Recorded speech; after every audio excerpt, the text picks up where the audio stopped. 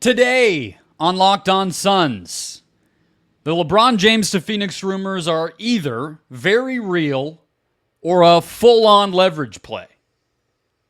The Phoenix Suns can afford for it to be either one. What they can't afford is to be embarrassed or, even worse, unprepared. Let's talk about it.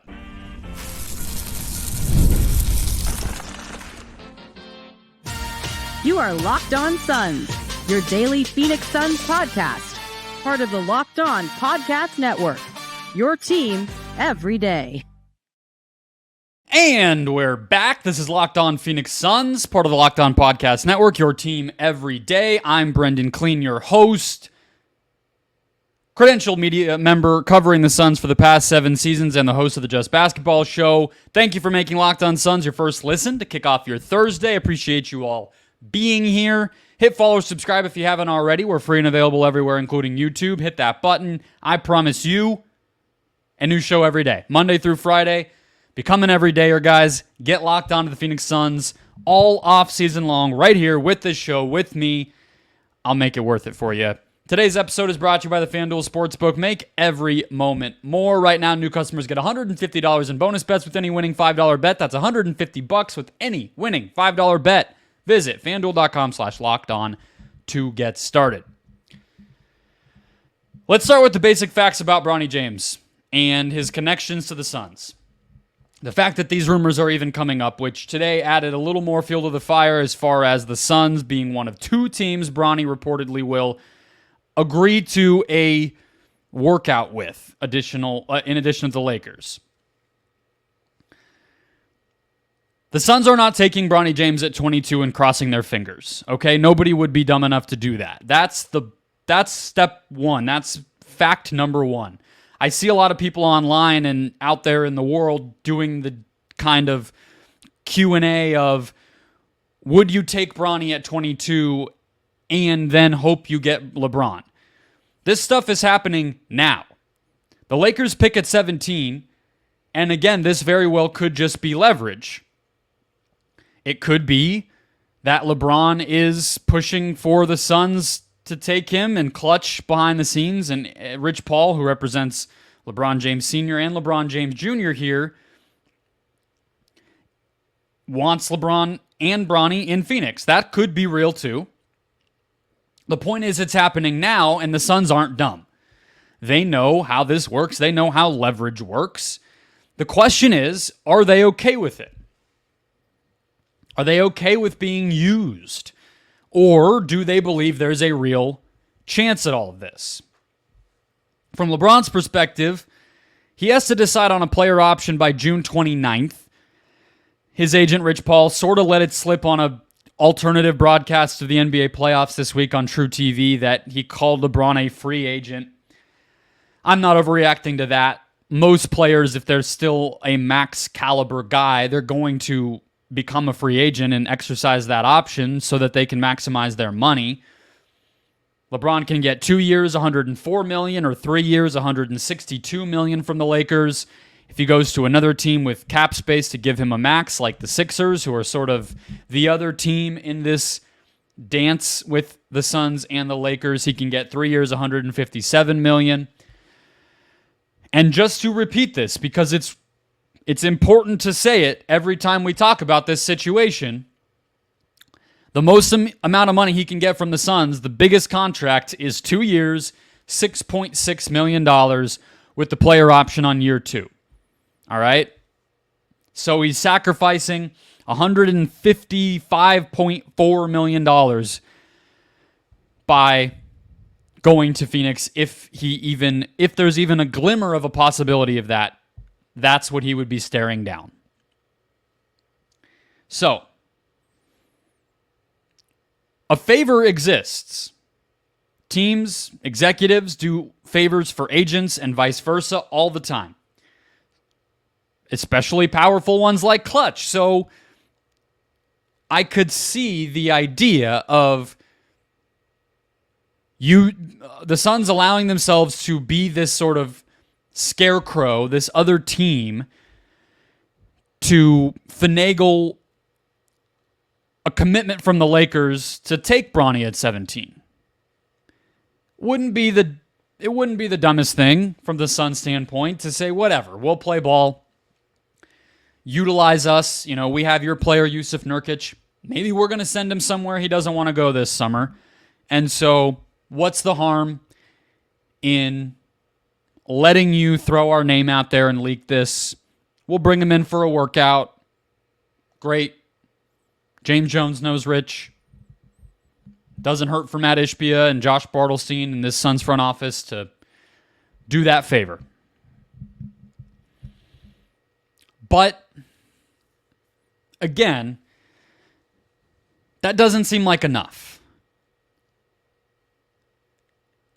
The Suns either know something that makes them believe this is real and that they have a chance by drafting Bronny to get LeBron, or they are kind of flying a little bit, I don't want to say blind, but maybe trusting their instincts, maybe hoping beyond hope that there's a chance.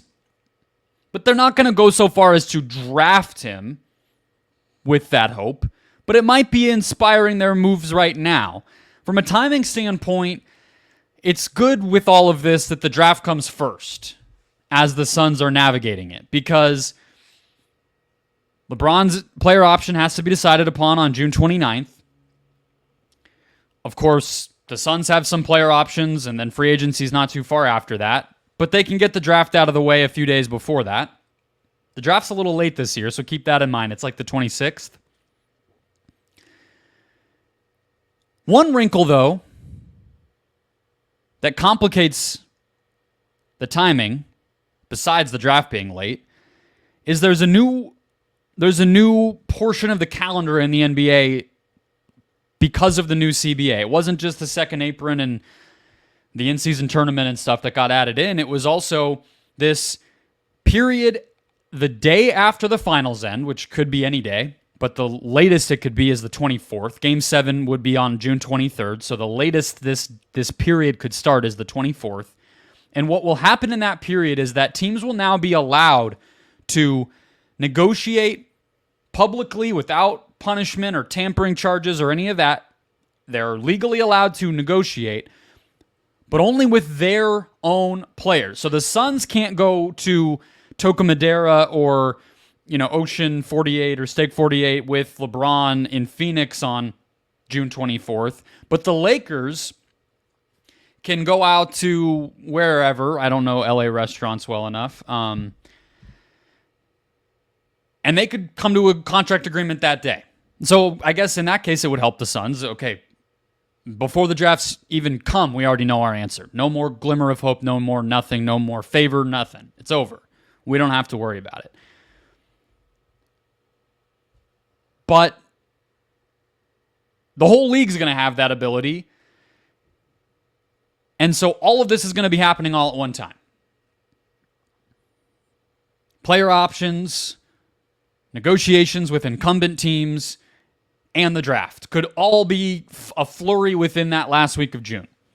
So the Suns may not have the benefit of full clarity to the nth degree by the time they have to make these decisions. But again, they're not stupid enough, I promise you, to go through with drafting Bronny without what that would mean with LeBron or any other domino beyond that. Because again, nobody, even if you're the most optimistic about what Bronny James can be in the NBA, and I would even count myself as a little more of a believer that he can be a rotation guy in the league than others, he's not the 22nd best prospect in this draft. I told you in my ideal offseason, none of this was part of it, because I think there's plenty of good players the Suns could get at 22 if they're just going through a normal, no LeBron option. Who's the best player? Of course, it's not Bronny. So with all of that said, do they have anything to lose here? Embarrassment, I don't really care. And I don't think they do, right? They're kind of already a little bit of, I don't want to say a joke, but they're, as you could tell from Matt Ishbia's defensiveness in his postseason press conference, they're at least a little paranoid, a little defensive. I don't think that these rumors coming out are going to make. Well, of course, they would explore it if it meant getting LeBron. So if it doesn't work out, no sweat off their back. They don't get LeBron. They don't get Bronny. Maybe it looks a little bad that they let themselves be drug around like that. We'll know more as we know that, but I don't think it's going to get between them and what they clearly think is a real possibility. Again, otherwise this wouldn't have come out. What I do think can be a risk is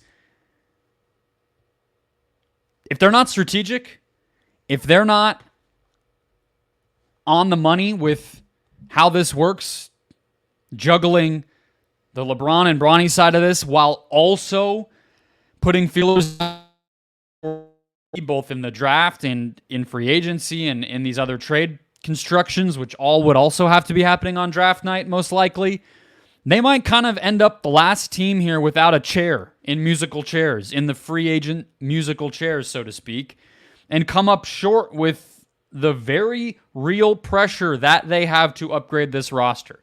That is where they would not only become a laughing stock, but also earn it.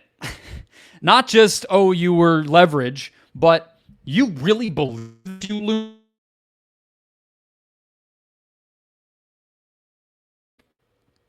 You know, Goga Batadze had interest in coming to Phoenix, and the such and such team stole him on a minimum instead of you because you really wasted your time with LeBron, or the agent of a prospect that's available at 22 is so bothered by the fact that you couldn't get your googly eyes off of Bronny that now Day'Ron Holmes or Khalil Ware doesn't want to come to Phoenix. That's where it gets dicey. They cannot let that happen. Good news. The Suns are keeping David Fizdale, and they've made their first hire to fill out Mike Budenholzer's staff atop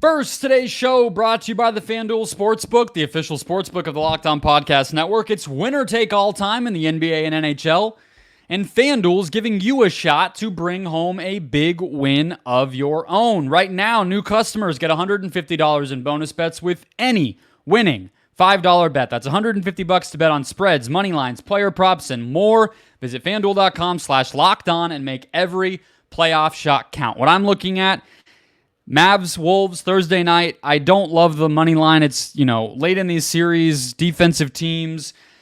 I'm not going to bet on the point total or the winner. That's risky. But Kyrie to score 30-plus feels interesting. He's tended to have big games after quiet games this postseason. 30's not a ton. We know who's taking the most shots. Plus 400. Pretty nice. Worth a look. FanDuel, America's #1 sportsbook. All right, let's keep the show rolling here as we talk through Suns news, hit the Bronny, LeBron stuff. Very excited, though, about David Fizdale returning from a Suns standpoint. There was a rumor originally that he had been offered a front office role after Frank Vogel was fired and Mike Budenholzer was brought in. But now we hear that he's actually going to return, and it might sound weird that he was offered a front office role, but that actually is part of the David Fizdale package, and it's part of why I think it's a home run to keep him. He's among the most experienced assistants in the whole NBA. Between all those years that he spent with the Miami Heat during the Big Three era, he's been an assistant coach in the NBA since 2003. But he was with the Heat from the 2008 season on, and became a head coach in two different places. In Memphis and then in New York. Went to the Lakers at one point, and then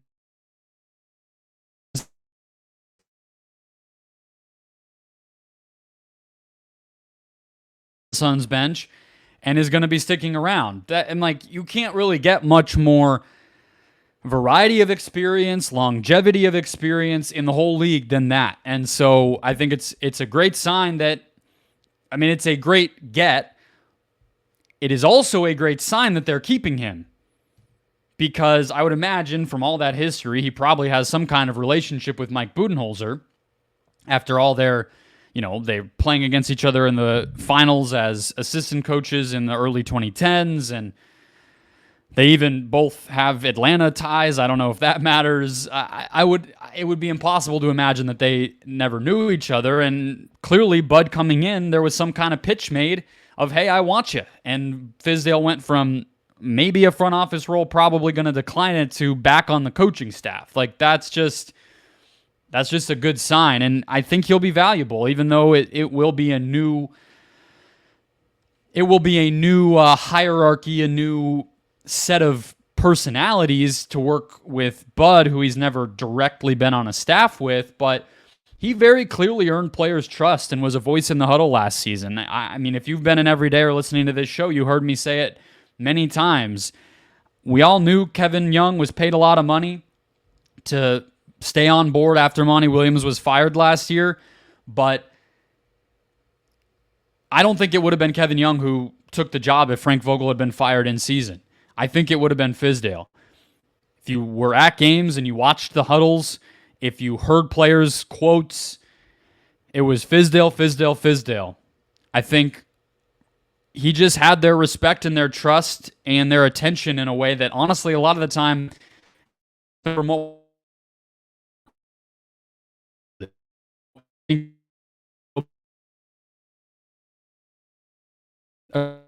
have as the Suns try to get where they want to go, which of course is a championship. The other hire that was made was Vince LaGarza.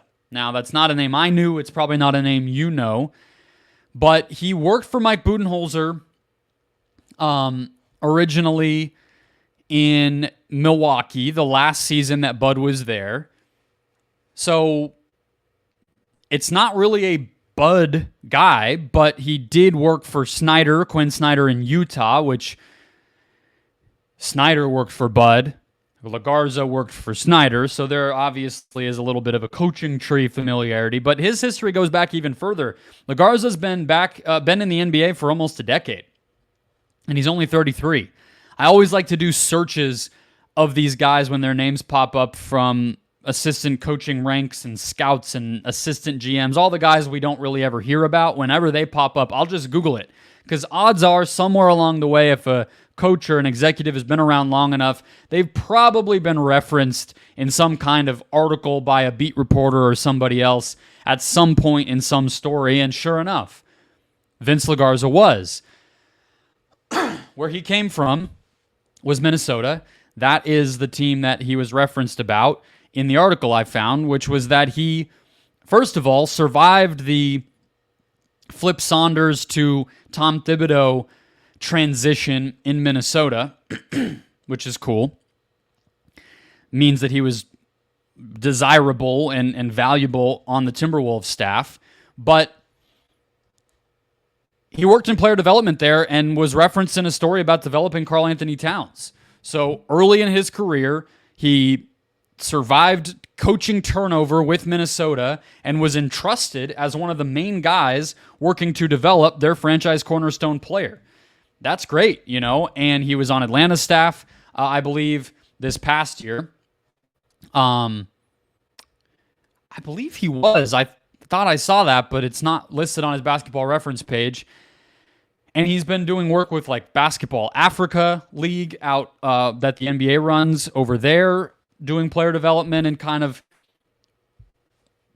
scouting of players. He's done advanced scout stuff. So he just seems like a well-respected, very experienced for his age guy with ties to Bud. I'll take it. More news to close out the show.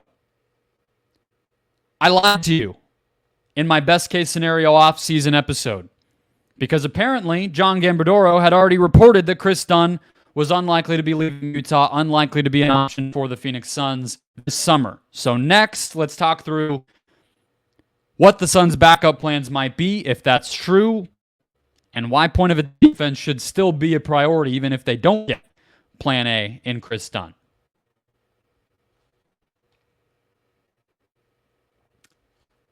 Closing out the show, John Gambadoro of Arizona Sports reporting on last Tuesday, I want to say, on his radio show, Burns and Gambo, that the Jazz are expected to keep Kris Dunn with their non-bird rights, so they don't have a lot to offer him, but more than a minimum, more than the Suns could pay him. So they seem to want to do that. They're losing Talen Horton-Tucker, who was basically out of their rotation by the end of the season, but he's kind of a similar guy to Dunn, a little bit of a bigger guard. But they have Jordan Clarkson, Colin Sexton, and Keontae George all on their team, so it surprises me to hear that they would keep him. I believe Gambo. There is a Danny Ainge connection. I'll let you do with that what you might. There's a few cities where, more than any others, if Gambo says something, I believe it 100%, even if it's not related to the Suns, which this one kind of isn't. So I believe this even more than I normally would. So let's talk about what Dunn could have been, why I thought he was such a good fit. Point of attack defense, ball handling, and I feel like adequate shooting, especially if he's sort of spotting up from the corner. He's not going to be Steph Curry out there, but he shot like 35% combined over the past 2 seasons, or maybe even higher, 37. Bad shooter early in his career, but I had optimism that he was sort of maybe turning a corner there. So that's what you want. Point of attack defense, somebody who can, generally speaking, handle the ball and can make open threes. My obvious plan B here is DeLon Wright. He's not as physically strong as Kris Dunn, which is, to me, was one of Dunn's biggest attributes, is that he's just a tank. It's funny to think, too, the Suns were reportedly considering Kris Dunn in his draft class when they, I believe, ended up selecting Dragan Bender that year. So, funny how, small the NBA world is and time just being a flat circle, I guess. Shout out True Detective. That profile has always been valuable next to Devin Booker and in the NBA period. So DeLon Wright's not quite that, but he's a veteran. He's 32, been in the league actually maybe as long as Kris Dunn, but actually played in that time, whereas Kris Dunn bounced around and went overseas and everything else. DeLon Wright has a longer track record of being an average shooter or better, and he's a little taller. He's 6'5", whereas Kris Dunn's like 6'1", 6'2". And Miami's up against some tax crunches here with there are tax. They're on like a second apron potentially and stuff. So just trade for DeLon Wright or maybe bottom out. I think bottom out. He could easily not be in their plans. They got to re-sign Haywood Highsmith, and they have to worry about Caleb Martin, who's pretty good for them, and those guys are kind of similar to DeLon Wright at the end of the day. He could very well be available and would be awesome for the Suns. I would have no reservations about pursuing him, but he's one of those guys to me where could be signed by a different team for more than the minimum. His contract last season was like $8 million, sort of in the Royce O'Neal range. We're talking about Royce O'Neal getting a pretty fat raise, so DeLon Wright, he was injured a lot last year, and the year before didn't play a ton, but I don't see why another team couldn't get him for $3-4 million and outbid the Suns completely, and that could take them out of the running. The other one, obviously, would be Josh Okogie, right? And I said in my best-case scenario offseason, I'd be totally fine with keeping him around. I think as an injury replacement, as a end-of-the-bench guy, Okogie brings defense for sure. He has a clear, above-average skill in the NBA that if you have a hardship with your roster, with injuries or whatever comes up, you can plug him into a couple of regular season games and he's going to do okay. I have no problem with keeping Josh Okogie. The problem is, the reason he hasn't been able to really be a playoff player in his whole career is he doesn't have any offensive game that is proven in the NBA at the NBA level. I know that sounds harsh. He's been around long enough where I'm comfortable saying it. He plays crazy hard. He's a good locker room guy. I've interviewed him one-on-one. I've written about him for the Suns website. I have no issues with Josh Okogie, but it's not just that he can't shoot the three. He's not a great ball handler. He turns it over. and he can't finish at the basket. So he's this odd guy where he has crazy athleticism. He kind of was a ball handler in college at a relatively, minor college program at Georgia Tech, but he doesn't have those skills at the NBA level. So even, there's guys in the league who make it work without a jump shot who are very similar to Josh Okogie, right? Like Josh Hart, not just because they have the same first name, but a smaller defense-first guy who he does have the ball handling, and he can at least sometimes make jumpers, and he's aggressive in transition, trying to finish at the basket. Okogie doesn't have that stuff, so I don't think you can say, well, Vogel didn't use him, but Bud can, and check that need off the list. No more point-of-attack defense, no more, small defensive option to help out Book and Beal. Okogie's not, I don't think he's reliable enough to be that. So that brings me to the last one, which is Dennis Smith Jr., and I've seen people say Markelle Fultz here. Don't think Markelle Fultz is going to be a minimum player, guys. It'd be a lot to stomach for him. He's coming off a contract making 8 figures. I think he has more passing and playmaking upside. He's a little bigger. He's a vet. Creates turnovers. Maybe he is. I don't think he's a minimum player. So that's why he's not on the list. Dennis Smith Jr., though, he's an even worse shooter than Dunn. So I guess if we're ranking the 4 that I've talked about between Dunn, Wright, Smith, and Okogie, Smith is 3rd, a little bit ahead of Okogie, but he's way behind Dunn or Wright. So that puts him at a disadvantage from the jump here. I guess if it was the only option, I would rather sign a player like this than not, so I could get behind Dennis Smith Jr. He's 6'2", he's only 26, but his career three-point percentage is 29.8. He doesn't even have indicators that he's gotten better with age at that. In fact, I think you could look at the stats and say he might have gotten worse, which is very weird. I'm not saying I know that for a fact, but the numbers would tell you that that's true. So the positives on Smith, he definitely can get to the basket. He can pass.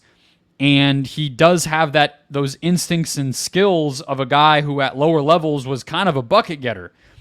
His inability to make threes has limited him in that regard. Really, to make jumpers of any kind has limited him in that regard as an NBA player. But he's a lot closer to, that type of guy than Okogie is, who I just went through the limitations on. I do think this is a need for the Suns. If Dunn's not available, that makes their job even harder. It puts even more pressure on them to get out early on a DeLon Wright, make him this year's Eric Gordon, to say, hey, you're our 6th man. You're going to get playing time. You're going to have a chance to compete deep into the postseason. We can only offer you a minimum, but we'll give you a player option on year 2. And you matter to us. Please come here.